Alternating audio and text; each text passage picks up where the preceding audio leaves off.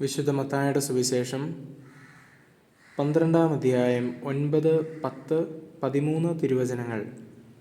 യേശു അവിടെ നിന്ന് യാത്ര തിരിച്ച് അവരുടെ സിനഗോഗിലെത്തി.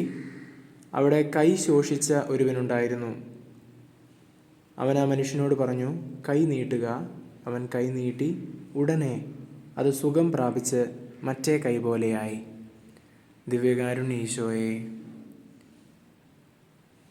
അങ്ങയുടെ വാക്കനുസരിച്ച് കൈ ശോഷിച്ച മനുഷ്യൻ കൈ നീട്ടിയപ്പോൾ ആ കൈ മറ്റേ കൈ പോലെയായല്ലോ, സൗഖ്യം പ്രാപിച്ചുവല്ലോ.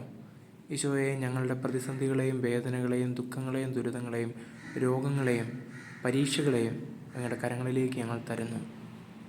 നമ്മുടെ കർത്താവ് ഈശോ മിശിഹായുടെ കൃപയും പിതാവായ ദൈവത്തിൻ്റെ സ്നേഹവും പരിശുദ്ധാത്മാവിൻ്റെ സംസർഗവും പരിശുദ്ധ അമ്മയുടെയും വിശുദ്ധ കമില്ലസിൻ്റെയും മാധ്യസ്ഥവും നാം എല്ലാവരോടും കൂടെ ഉണ്ടായിരിക്കട്ടെ, ഇപ്പോഴും എപ്പോഴും എന്നേക്കും. ആമേൻ.